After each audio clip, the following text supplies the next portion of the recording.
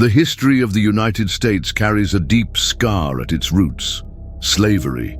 For centuries, millions of Africans were torn from their lands, transported on overcrowded slave ships, and forced to work on cotton, tobacco, and sugar plantations. This brutal system not only imprisoned bodies, but also shaped mindsets, structured economies, and built invisible walls that remain to this day. When we speak of Martin Luther King and Malcolm X, we must understand that they did not emerge from nowhere. They were the fruit of a historical context where the slave quarters, the big house, the whip, and the whipping post had given way to new forms of oppression, still rooted in the same trunk of violence and exploitation. During the centuries of slavery, the slave quarters were the space of pain, where enslaved men and women were crammed together, stripped of their dignity and freedom. There, one could hear the laments, the muffled prayers, and the hope of escape. On the other side, the big house symbolized the power of the slave masters, who controlled not only labor, but also the life and death of every enslaved person. The overseer, with his cold stare and whip always in hand, represented the direct link between the master's authority and the suffering of those who lived in chains. The wooden stocks, instruments of torture, and the whipping post, the stage for public humiliation, were constant reminders that to resist meant facing shackles and iron chains that sought not only to imprison the body, but also the soul. When slavery was abolished on paper in 1865, after the Civil War, many believed freedom had finally arrived. But reality was different. Physical shackles gave way to invisible chains. Racial segregation laws, known as Jim Crow, emerged, separating whites and blacks in schools, transportation, restaurants, and even public drinking fountains. It was as if the slave quarters had expanded to the entire country, turning spaces of coexistence into divided territories. The whipping post was no longer in the town square, but its function of exposing and humiliating remained alive in public lynchings that terrorized entire communities. The whip no longer cracked in the fields, but police violence against black people played the same role. It is important to realize that slavery did not disappear without leaving traces. The U.S. economic system had been built on the sweat and blood of enslaved people. The wealth of the plantation masters, the cotton merchants, and the northern industrialists was accumulated at the expense of bodies scarred by hot iron. Even after abolition, inequality remained. Black people were pushed into low-paying jobs without access to land or basic rights, perpetuating a cycle of poverty that echoed the same logic of the slave quarters and the big house. While some remained at the top, enjoying power and wealth, others stayed trapped in social chains that prevented them from rising. The scars of slavery were also carried in memory. Stories of grandparents and great-grandparents who had lived under the overseer's yoke were passed from generation to generation. The fear of the whip and the memory of the stocks remained alive, like silent warnings. These narratives shaped the identity of the black people in the United States, creating a sense of resistance, but also of accumulated pain. It was in this fertile ground of traumatic memories that movements of struggle and resistance arose. At the beginning of the 20th century, organizations such as the NAACP, National Association for the Advancement of Colored People, began denouncing racism and fighting for equal rights. Yet the system still reacted violently. Many black people were murdered in organized lynchings, displayed as if they were still on a modern-day whipping post. These practices showed that although the slave ship no longer crossed the seas, the chains of slavery still manifested in new forms of oppression. Over the years, black culture also became a field of resistance.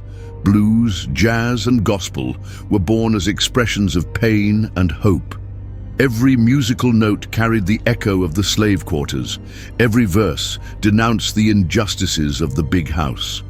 These cultural expressions were essential to keep the flame of dignity alive, even when the system tried to extinguish it. They prepared the way for stronger voices that would arise decades later, capable of transforming not only music, but also politics and society. Thus, when we think of Martin Luther King and Malcolm X, it is impossible to separate their paths from the legacy of slavery. King, with his serene voice, cried out for a future where invisible chains would finally be broken. Malcolm, with his firm speech, denounced that the big house still existed, only with a different facade. Both saw racism as the direct inheritance of centuries of slave quarters, whips and chains. They were leaders who understood that fighting racism meant confronting a structure that had not been born yesterday, but had been fed since the times of the slave ship.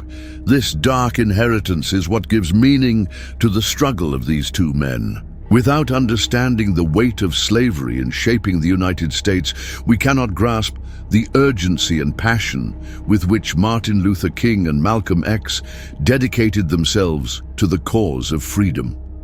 Their voices did not rise in isolation. They were the echo of millions who had once been silenced by the whipping post and the stocks. And it is precisely at this point that our journey continues. Because now, as we dive into the life of Martin Luther King, we will see how a boy born in the segregated South of the United States transformed the pain of the slave quarters and the invisible chains of segregation into a dream capable of inspiring generations. By understanding the weight of slavery and the legacy left by the slave quarters, the big house, and the invisible chains of segregation, we enter the story of a man who dared to dream, Martin Luther King Jr. He was born in 1929 in the heart of the American South, a region scarred by the memory of slavery, where the overseer's whip had been replaced by Jim Crow laws and institutional racism. From an early age, King witnessed the violence of racial exclusion, but was also deeply influenced by the Christian faith and the courage of his community to resist. In his childhood, King experienced situations that reflected the echoes of slavery. Even though he was free, he could not attend the same schools as white children, nor sit in the same bus seats. It was as if the slave quarters had changed shape, but were still there, defining spaces and determining who did or did not deserve dignity. These episodes of segregation marked his youth and led him to seek spiritual and intellectual answers to the oppression that surrounded his people. During his theological studies, King found inspiration in leaders like Mahatma Gandhi, who preached peaceful resistance against British oppression in India. The philosophy of nonviolence became for him a weapon more powerful than any whip or stock. Instead of responding to violence with violence, King believed it was possible to disarm the oppressor with moral courage, exposing injustice before the world. His vision was clear. The invisible chains of racism would be broken not by hatred, but by the power of love and justice. At just 26 years old, Martin Luther King was already leading one of the greatest movements of his time. In 1955, after Rosa Parks' courageous act of refusing to give up her seat on a segregated bus, King led the Montgomery bus boycott. For more than a year, the black community walked miles every day, defying the social chains that held them captive. This boycott showed the country that just as the enslaved had resisted the overseer on the plantations, the descendants of those same men and women were capable of resisting the modern-day whipping post of segregation. King's strength lay in his ability to transform pain into hope. His speeches evoked powerful images, recalling both the suffering of the slave quarters and the promise of freedom. The most famous of them, "I Have a Dream," delivered in 1963 at the Lincoln Memorial, echoed like a song of liberation. King dreamed of a future where his children would not be judged by the color of their skin, but by their character. It was the definitive breaking of the chains that still imprisoned millions of people in an unjust system. Every word he spoke carried the force of a cry against the whip, against the shackles, and against the scars inherited from the slave ship. But his struggle was not easy. With every peaceful march, with every silent protest, the system's violence responded with brutality. Protesters were beaten, arrested, and even killed. The images of men and women attacked by police dogs or blasted by fire hoses resembled scenes of slavery punishments, where suffering was displayed in public squares as a warning. King, however, remained firm. He believed that, just like the enslaved who resisted silently at the stocks, patience and faith would eventually overcome the oppressor. The history of the United States carries a deep scar at its roots. One of the most remarkable aspects of King's leadership was his ability to unite different people around the same cause. Black and white marched side by side in Selma, in Birmingham, and in Washington. This union directly challenged the logic of the big house, where the slave master placed himself above the enslaved.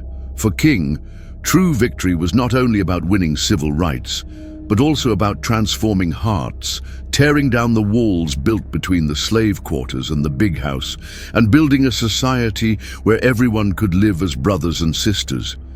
His efforts did not go unnoticed. In 1964, Martin Luther King received the Nobel Peace Prize, worldwide recognition that his struggle transcended borders.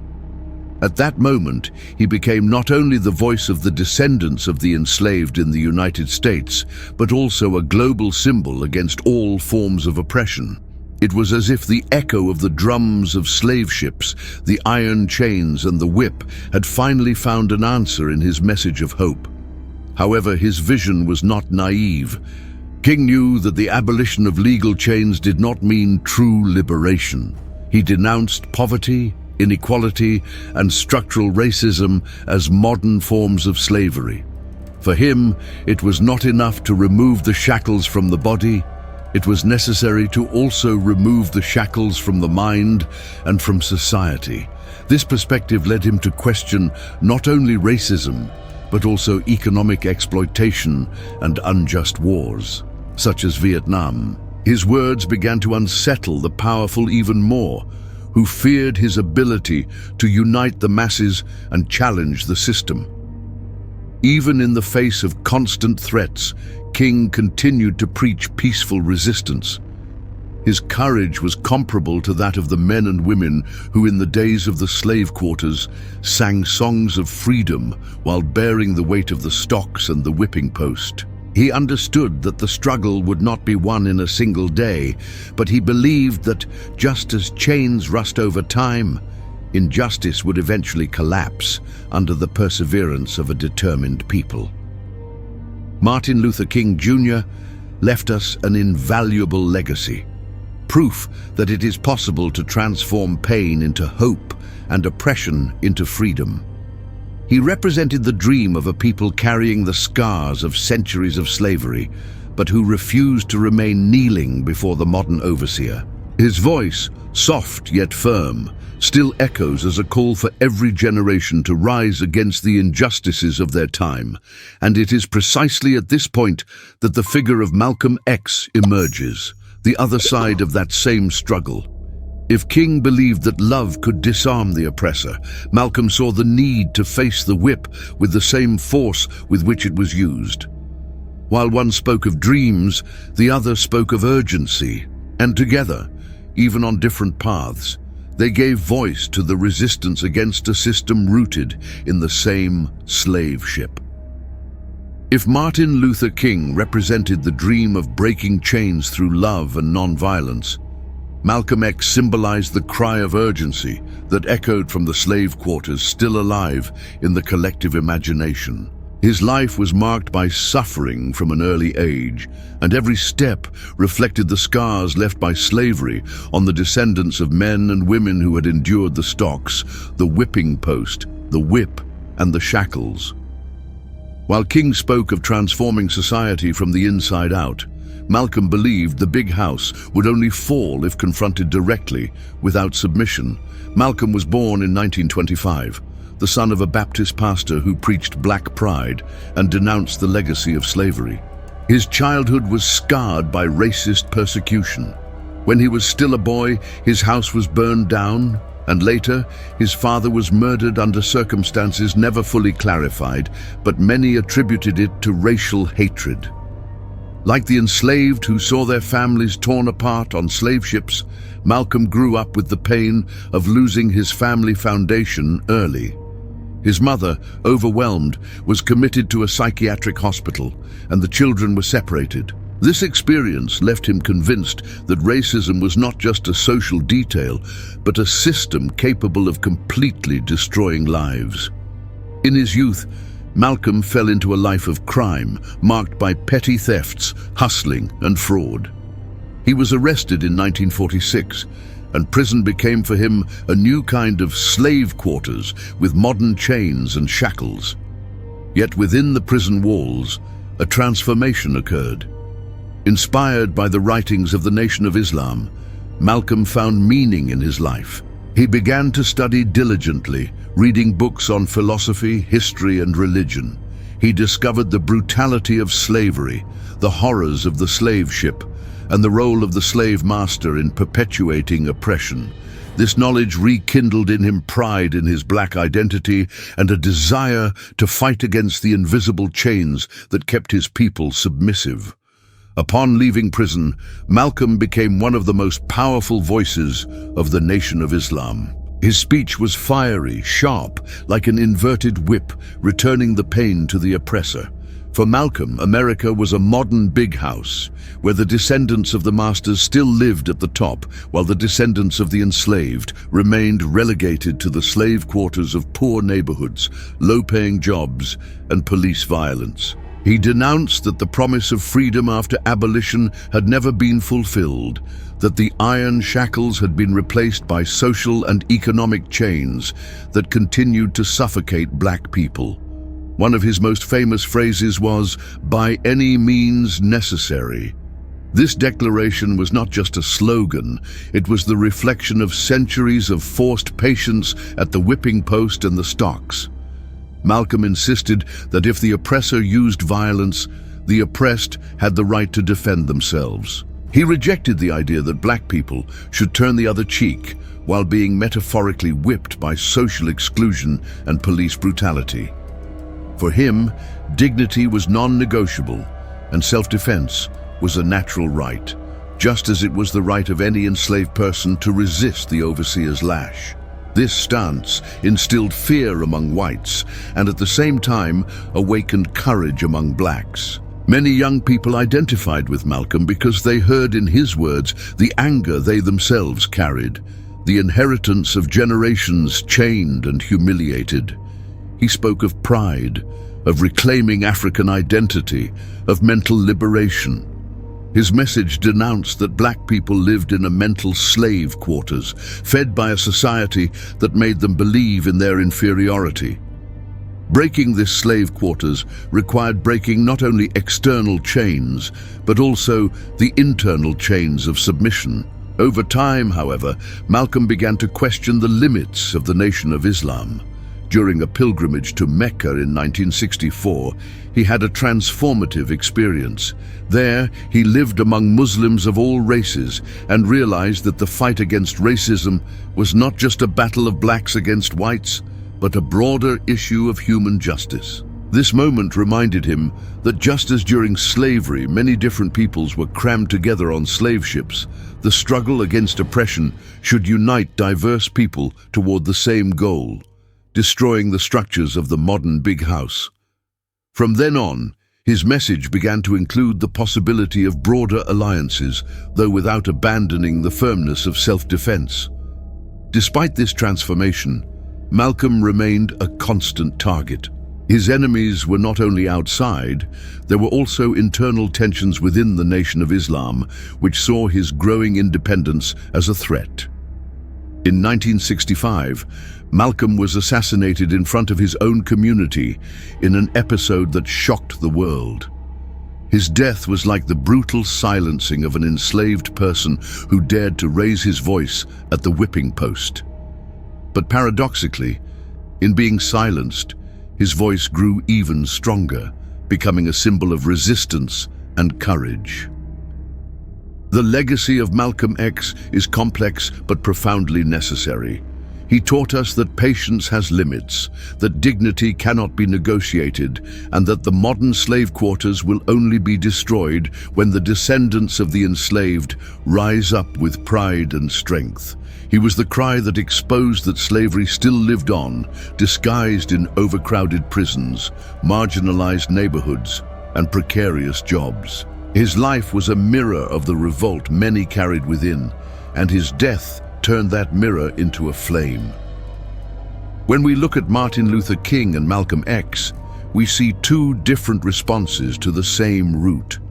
King sought to break chains through the power of dreams. Malcolm wanted to shatter shackles with the power of immediate action. One spoke of integration, the other of separation. But both spoke from the same pain. The pain of the slave quarters, the whip, the chains, the stocks, and the whipping post that marked history. And it is exactly here that we arrive at the essence of the matter. Two distinct but inseparable philosophies. One of love that dreams, and one of revolt that demands.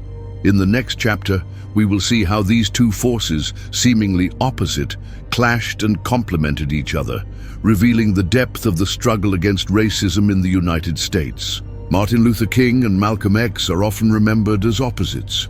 On one side, the pastor who preached nonviolence, patience, and the power of love as weapons against injustice. On the other, the fiery speaker who declared that freedom must be won by any means necessary. This apparent contradiction led many to believe that King and Malcolm represented irreconcilable paths. But when we dive into history, we realize that although their methods were different, the root that sustained their struggles was the same: the brutal legacy of slavery. King believed that the dream of a better future could break the invisible chains of segregation. He saw the possibility of tearing down the walls of the modern big house without resorting to violence. For him, every peaceful march was a way to expose racism to the world, to show that the descendants of the slave quarters did not need to strike back at the whip with another whip, but with the courage to stand tall before the oppressor. His strategy recalled the enslaved who, even chained to the stocks, sang hymns of freedom to keep hope alive. Malcolm, on the other hand, understood that patience often became complicity. He saw that while people waited for the dream, the modern overseer kept using the pillory of exclusion, the whip of police violence, and the chains of economic inequality. For Malcolm, the time for submission was over. The slave quarters had been expanded into the form of ghettos, overcrowded prisons, and failing schools. And if the slave master would not willingly yield his power, it had to be taken from him. His philosophy was to break the shackles with one's own hands, even if that meant confronting the system directly and harshly. The tension between these two visions cannot be understood without remembering the past. For centuries, the enslaved lived between two options: silently bearing the weight of their chains or risking their lives in escapes and revolts. Some submitted, others resisted with violence. That dilemma crossed generations and reappeared in the figures of King and Malcolm X. The first represented those who believed freedom would come through perseverance and faith. The second, those who held that dignity could not wait. To the white society of the time, King was more palatable. His peaceful stance seemed less threatening, even though it was deeply subversive. Malcolm, in turn, was seen as the mirror of what masters had always feared since the slave quarters, the revolt of the oppressed. He reminded America that whips and pillories had produced generations of men and women no longer willing to accept oppression with bowed heads. For that reason, many labeled him dangerous, even though his words were a legitimate reflection of the reality lived by millions.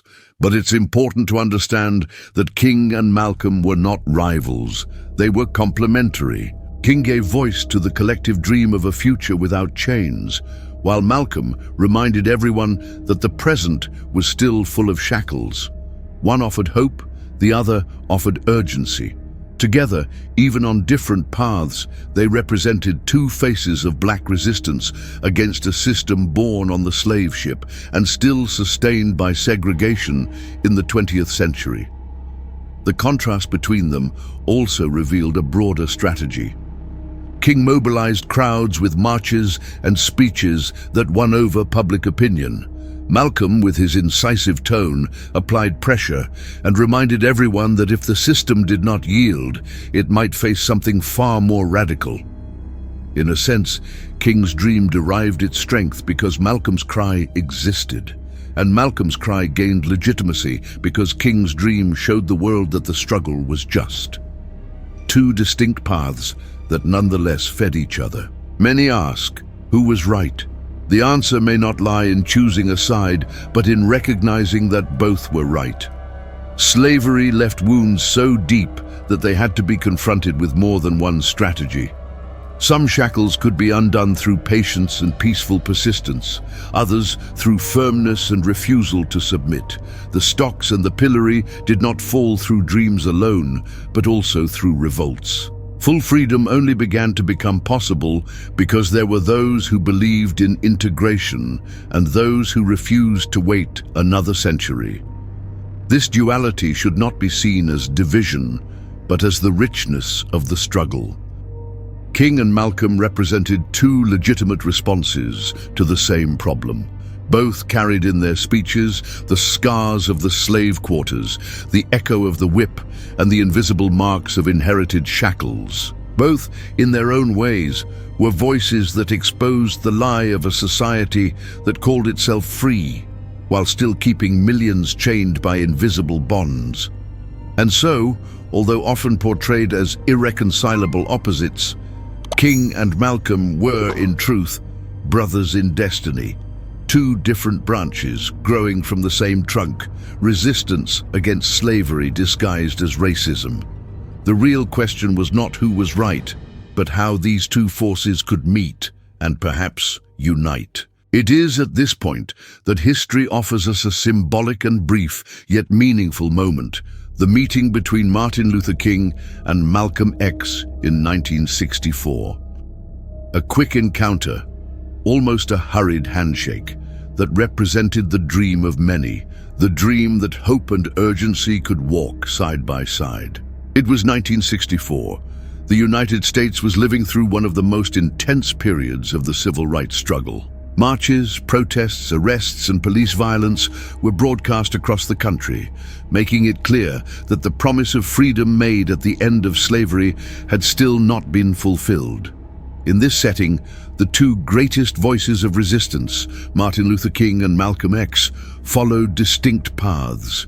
King mobilized crowds with his message of love and nonviolence. Malcolm challenged the system with his sharp oratory and his call for self-defense. Many wondered, could these two men ever meet? The answer came in a brief, almost improvised moment. In March 1964, in the corridors of the U.S. Senate during the debate over the Civil Rights Act, Martin Luther King and Malcolm X finally stood face to face.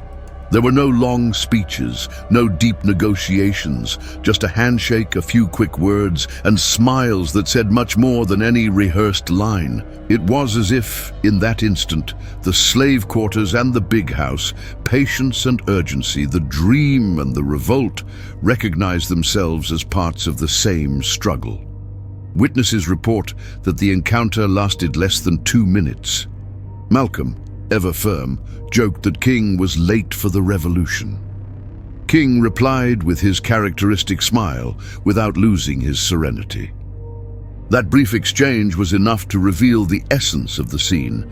Two men seen as rivals knew that, despite their differences, they shared the same cause. Both were marked by the legacy of slavery, the echo of the whip, the invisible shackles, and the modern pillory of segregation.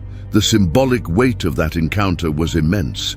For the black community, it signified the possibility that two complementary forces could, in some way, move together. For white Americans who feared Malcolm X, seeing King shake his hand was a reminder that there wasn't only one form of resistance. For the powerful, it was a silent warning. If hope and urgency united, the structure of America's big house could truly begin to crumble. Unfortunately, the meeting never happened again. A few months later, Malcolm X would break definitively with the Nation of Islam and begin an even more radical phase of his journey. Martin Luther King, in turn, would plunge into new marches and face even tougher battles against poverty and the Vietnam War. Fate did not allow their voices to cross again, and perhaps for that very reason, that brief handshake became so powerful. It was a glimpse of what might have been. When we look at that scene, it's impossible not to think of its symbolism. It was as if the spirits of enslaved ancestors, who once dreamed of freedom amid chains and lashes, were there, witnessing the meeting of two descendants who now carried the struggle forward. It was as if the slave ship, the slave quarters, the stocks, and the pillory had for a moment lost their power before two men bold enough to say, "Enough." The brief encounter of 1964 teaches us that the fight against racism is never linear. It's made of dreams and urgencies, of patience and revolts, of paths that cross even if only for seconds. Martin and Malcolm proved that, despite their differences, there was more that united them than divided them. Both knew that the invisible chains had to be broken, each in his own way. And perhaps that is the greatest legacy of that handshake. The reminder that the struggle is plural, that there are multiple voices and strategies, but that all grow from the same root, the refusal to accept slavery, whether visible or disguised.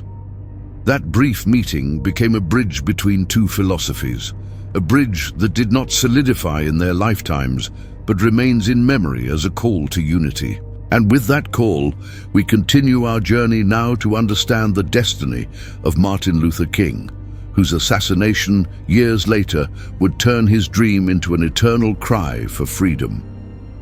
As the years moved forward into the 1960s, Martin Luther King was becoming more and more of a troubling figure for those in power. His leadership had already secured significant victories, such as the Civil Rights Act of 1964 and the Voting Rights Act of 1965. But for King, those achievements were only the beginning.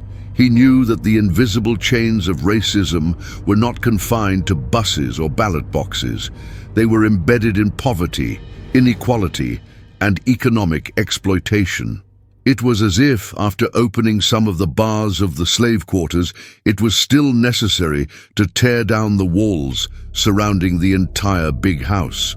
By denouncing the misery that disproportionately affected black people and the poor, King began facing resistance not only from declared segregationists, but also from allies who preferred to limit the struggle to formal civil rights.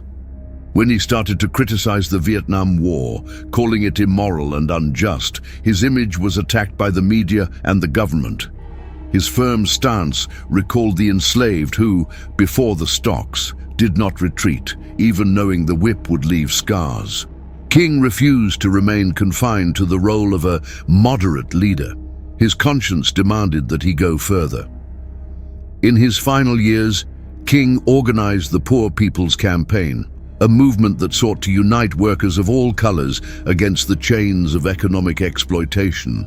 This initiative frightened those in power even more, for it threatened to break the division between the slave quarters and the big house that the system had carefully maintained for centuries. By fighting against social inequality, King touched the very structure of American society, revealing that racism was only one face of a larger pillory, the exploitation of the many for the benefit of the few.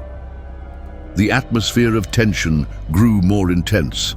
King knew his life was in danger. He received constant threats, was surveilled by the FBI, and felt the weight of carrying on his shoulders the hopes of millions. In April 1968, he traveled to Memphis, Tennessee, to support a strike by sanitation workers, black men demanding dignity and fair wages.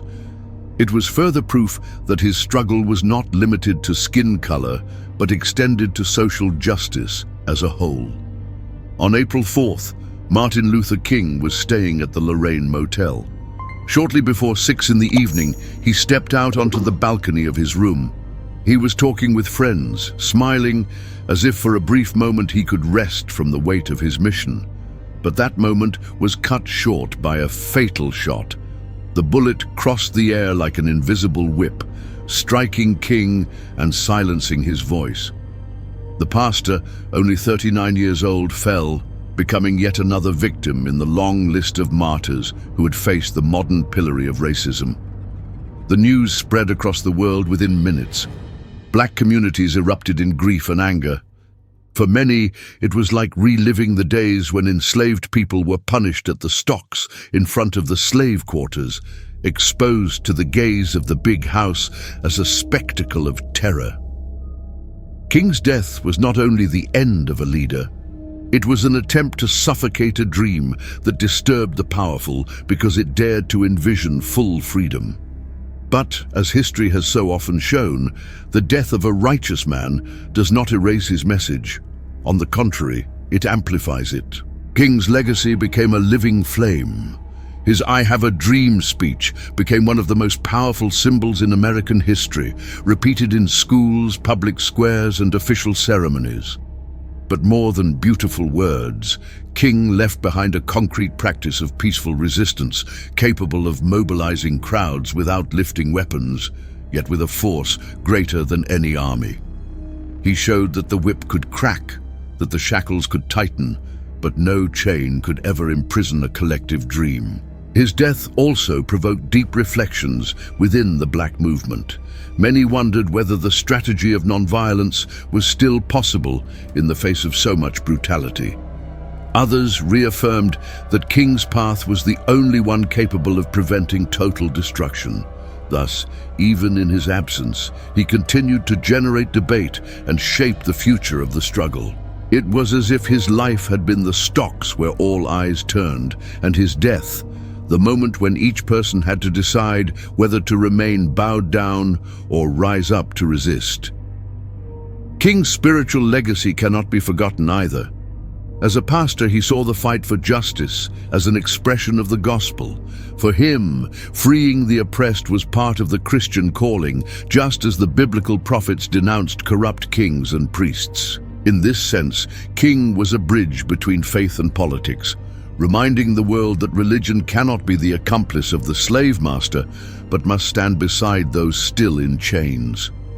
Today, decades after his death, Martin Luther King remains a global reference. His name graces streets, schools, and monuments. His image is honored with a national holiday in the United States. But above all, his message remains relevant because the invisible chains he denounced have not yet been completely broken. The slave quarters have changed shape. The pillory has disguised itself in statistics of police violence and inequality. But the need to resist continues. And if King's assassination marked the end of an era, the assassination of Malcolm X 3 years earlier revealed that urgency also came at a price. 2 leaders, 2 tragic destinies, but the same struggle. Now, we must turn our eyes to Malcolm, to understand how his death became a symbol of resistance and how his legacy continues to echo, just like King's, to this day. 3 years before the assassination of Martin Luther King, another leader had already fallen under the weight of the invisible chains of racism and the internal disputes surrounding his struggle.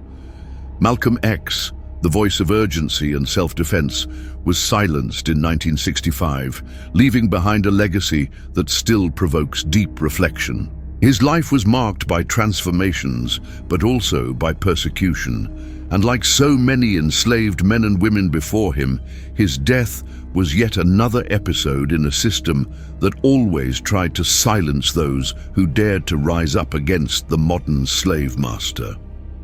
In his last years, Malcolm had gone through a significant change. After breaking with the Nation of Islam, the organization where he had become one of its main leaders, he began an independent path. His pilgrimage to Mecca was decisive in this transition. There, Malcolm encountered Muslims of all races, praying together as brothers. This experience showed him that the fight against racism could be broader than he had imagined.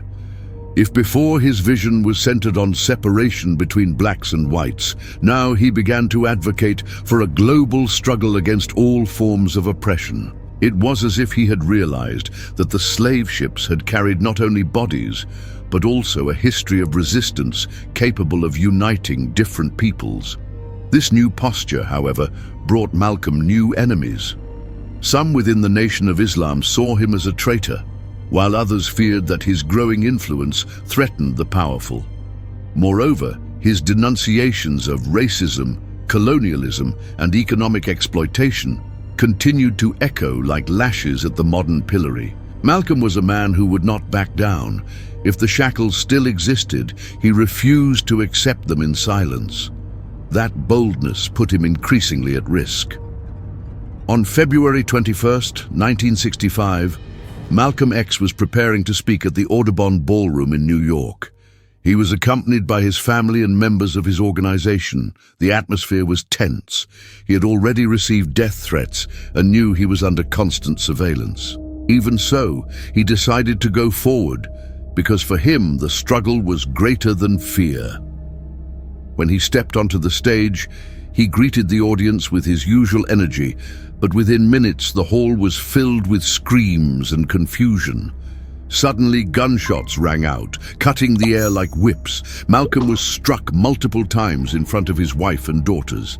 There on the floor, his body fell like so many enslaved bodies that had succumbed under the weight of chains. The scene was devastating. For many, that moment symbolized a new kind of pillory. No longer in the public square of colonial towns, but in a New York ballroom before his very community.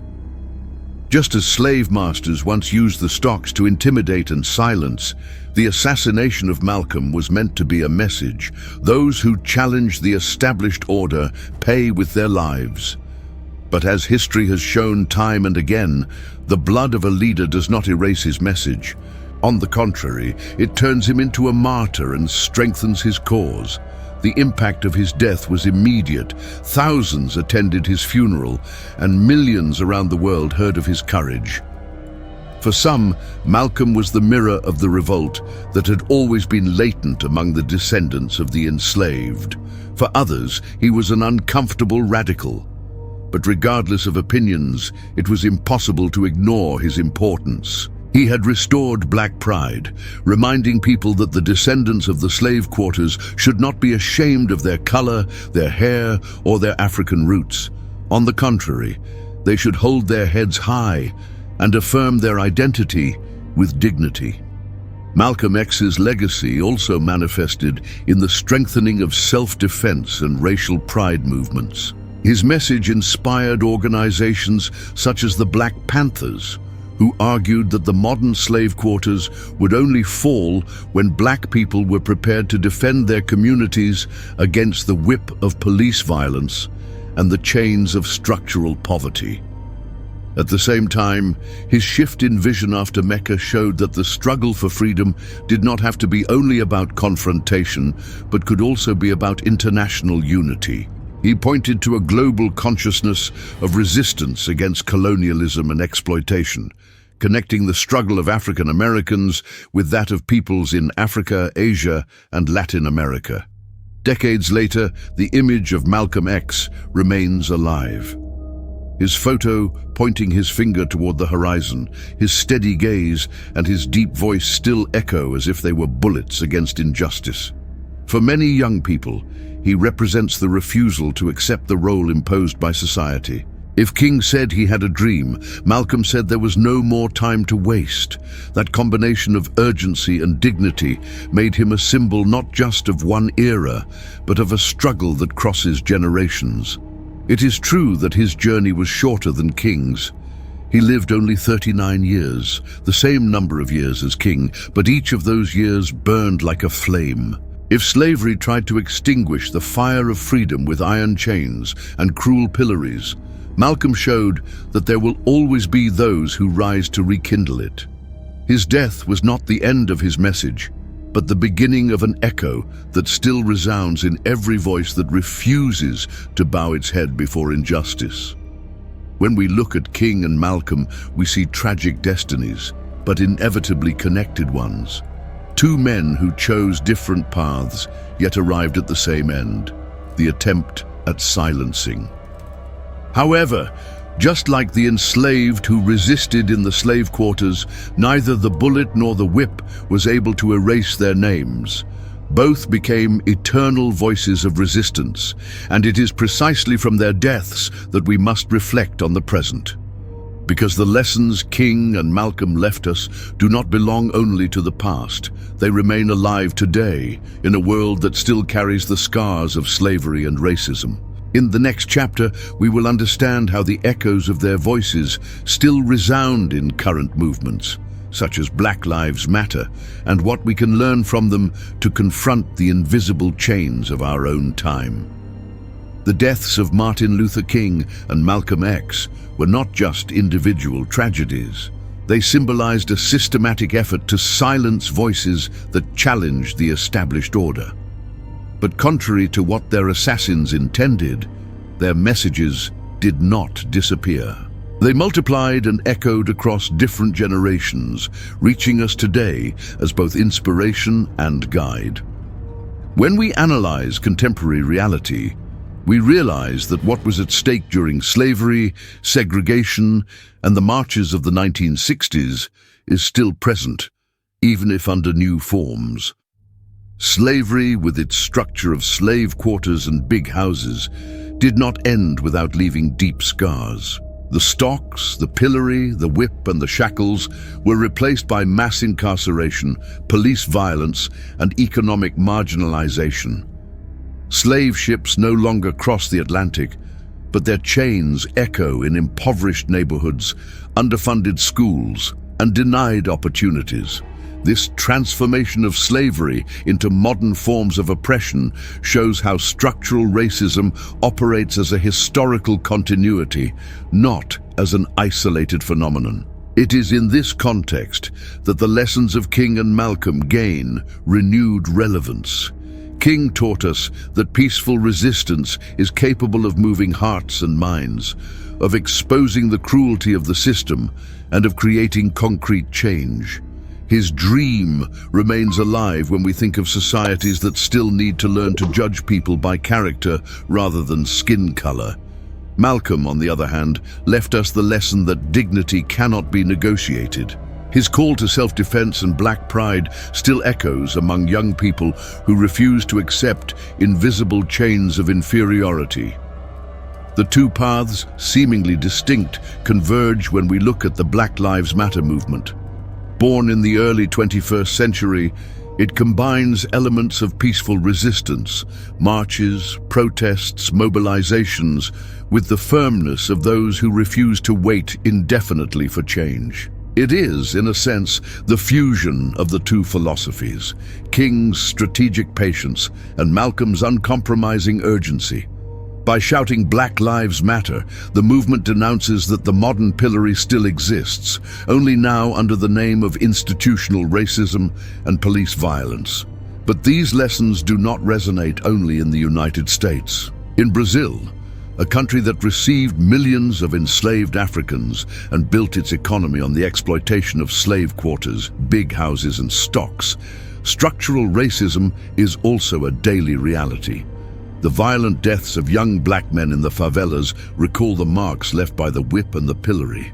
Social exclusion and lack of opportunities are invisible chains that continue to imprison generations.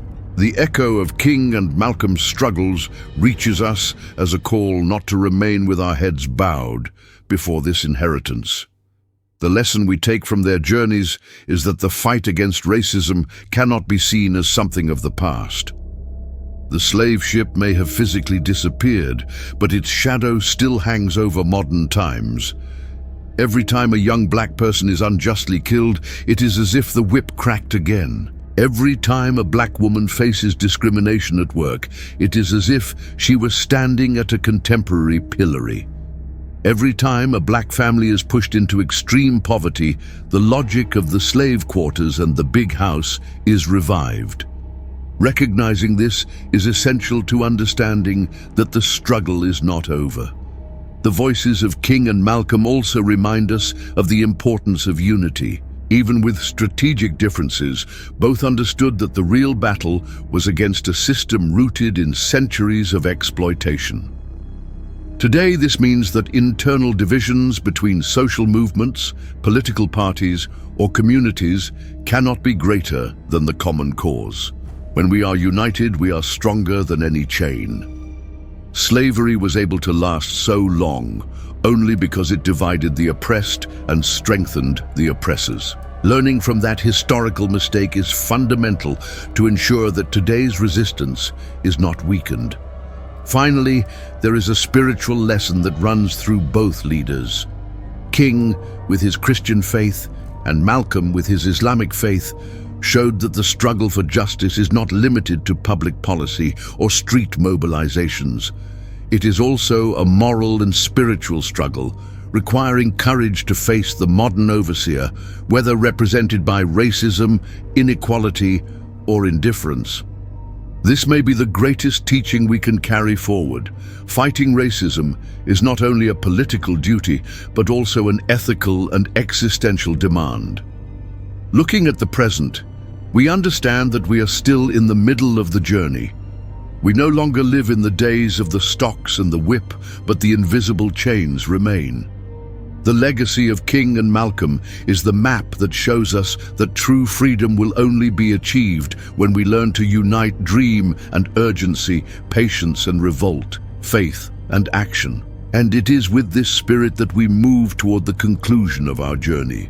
A conclusion that is not an end, but an invitation to continue.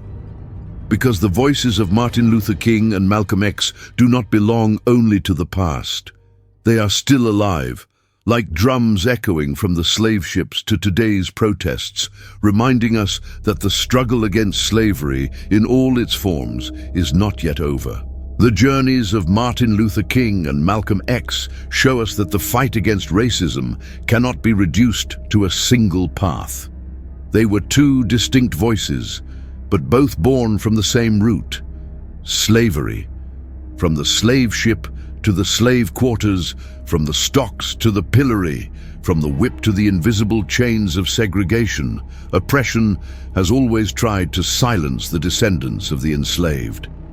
But King and Malcolm proved that resistance always finds new ways to rise. King taught us that to dream is a revolutionary act.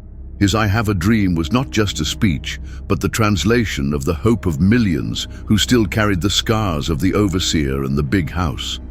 He believed that love could tear down the walls of segregation and that dignity could bloom even in the harshest soil. Malcolm, in turn, reminded us that patience has limits. His call to self-defense and to black pride reignited the flame of dignity, reminding us that the slave quarters would not be destroyed without courage and resolve. Both paid with their lives, both fell as martyrs, victims of a modern pillory that used bullets instead of whips. But their deaths did not silence their voices. On the contrary, they transformed them into eternal echoes that still resound today in every act of resistance, whether in the streets of the United States, the favelas of Brazil, or anywhere in the world where the chains of injustice still tighten. The legacy they leave us is clear. We cannot allow silence to become complicity. Racism, the direct inheritance of slavery, still shapes entire societies. Recognizing this is the first step. The second is to act, each in our own way, inspired by King's dream and Malcolm's urgency, because the fight for freedom is a long walk, made of different steps, but all in the same direction. And it is at this point that this script meets the viewer. Because it is not just about revisiting the past, but about looking at the present and the future. The question that remains is, which of these voices speaks louder to you? The voice of the dream that insists, or the voice of the urgency that refuses to wait? Perhaps the answer does not lie in choosing one or the other, but in understanding that we need both. Two voices, two paths, one same struggle for freedom. And the invitation they make still echoes today, to break the chains, visible or invisible, and